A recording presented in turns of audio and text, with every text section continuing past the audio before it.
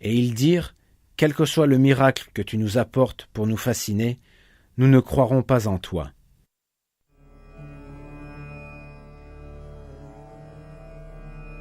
Face à cette obstination, Dieu envoya plusieurs fléaux sur eux afin qu'ils goûtent à la souffrance dans le monde ici-bas.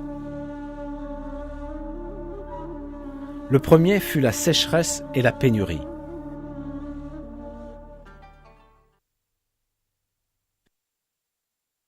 Nous infligeâmes alors au peuple de Pharaon des années de sécheresse et de mauvaises récoltes à titre d'avertissement.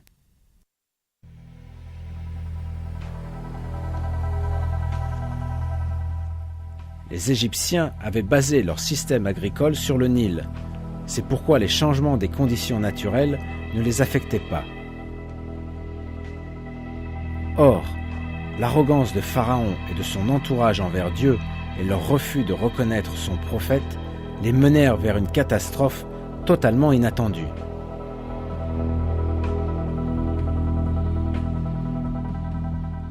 Il est fort probable que les niveaux d'eau du fleuve Nil baissèrent énormément, de sorte que les canaux d'irrigation n'acheminaient plus assez d'eau vers les champs. Une chaleur extrême causa la sécheresse.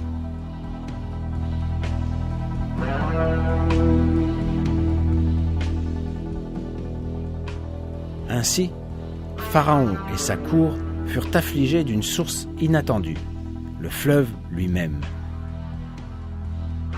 Le verset 51 de la sourate Az-Zukhruf révèle le revers essuyé par Pharaon qui avait pour habitude de s'adresser à son peuple en disant « Ô mon peuple, le royaume de l'Égypte ne m'appartient-il pas ainsi que ces canaux qui coulent à mes pieds? N'observez-vous donc pas ?» Mais ce n'était là que le début des problèmes.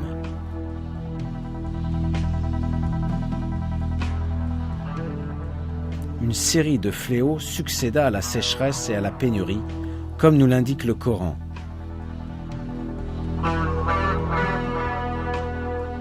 Les inondations, les sauterelles, les poux, les grenouilles et le sang.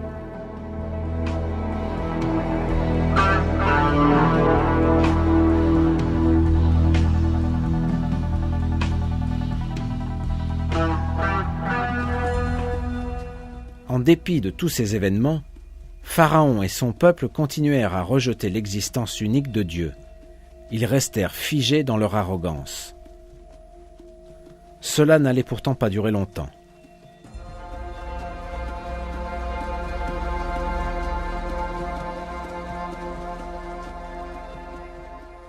Devant la persistance de l'égarement de Pharaon, Dieu enjoignit le prophète Moïse de faire sortir d'Égypte les enfants d'Israël. Voyant ces derniers se préparant à quitter l'Égypte, Pharaon ne put se résoudre à leur départ sans son autorisation. Il rassembla alors son armée et se mit à leur poursuite.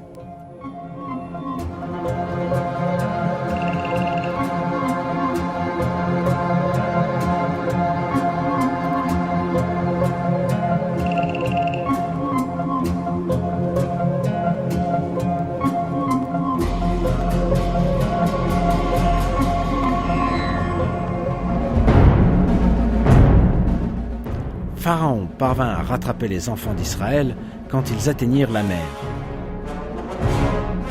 La panique gagna les enfants d'Israël, au point que certains se rebellèrent contre le prophète Moïse.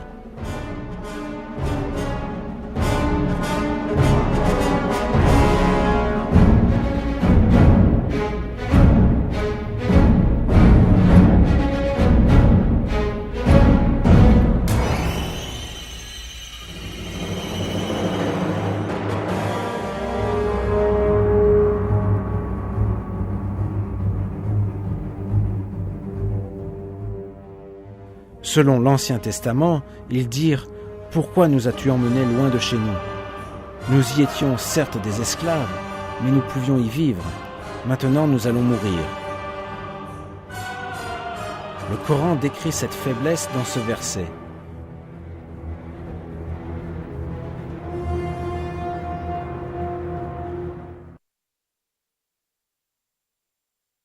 Puis, Quand les deux parties se virent, les compagnons de Moïse dirent « Nous allons être rejoints ». Selon le verset 62 de la sourate Ash-Shura, le prophète Moïse rassura ceux qui craignaient d'être rattrapés. « Jamais, car j'ai avec moi mon Seigneur qui va me guider. »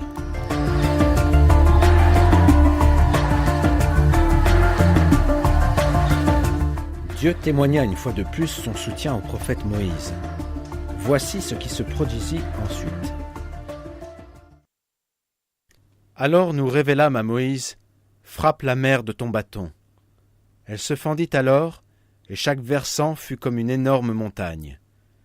Nous fîmes approcher les autres, et nous sauvâmes Moïse et tous ceux qui étaient avec lui. Ensuite, nous noyâmes les autres. Voilà bien là un prodige, mais la plupart d'entre eux ne croient pas. Et ton Seigneur, c'est en vérité lui le Tout-Puissant, le très miséricordieux.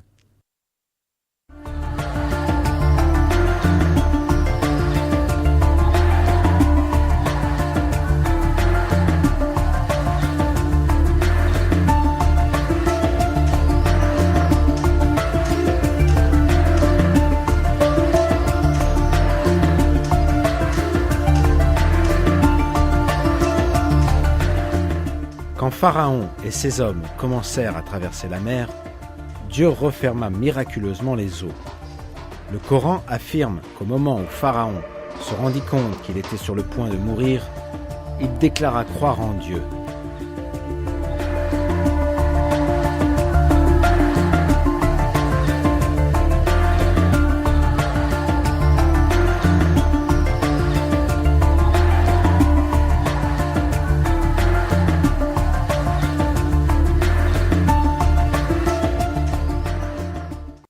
Nous fîmes traverser la mer aux enfants d'Israël. Pharaon et ses armées les poursuivirent avec acharnement et inimité. Puis, quand la noyade l'eut atteint, il dit « Je crois qu'il n'y a d'autre divinité que celui en qui ont cru les enfants d'Israël, et je suis nombre des soumis. » Cette attestation n'empêcha pas Pharaon et son armée de se noyer, comme indiqué dans le verset suivant.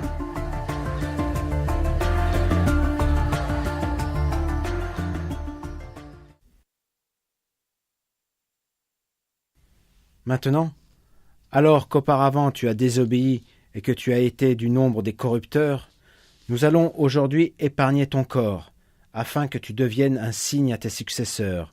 Cependant, beaucoup de gens ne prêtent aucune attention à nos signes.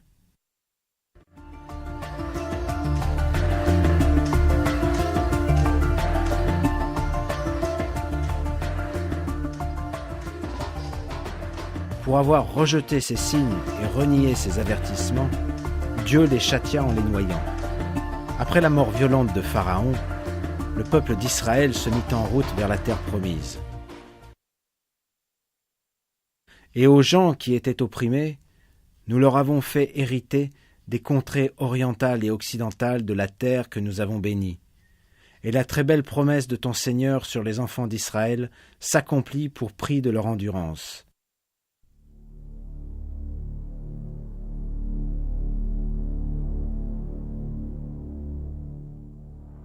Comme nous l'avons vu, les découvertes historiques et archéologiques touchant à ces civilisations mentionnées dans le Coran révèlent que le Coran est bien la parole de Dieu.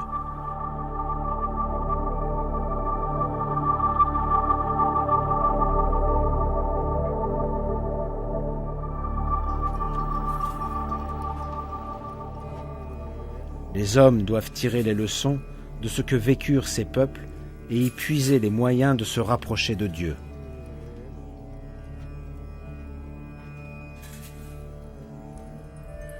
C'est seulement ainsi qu'ils peuvent espérer réussir dans l'au-delà.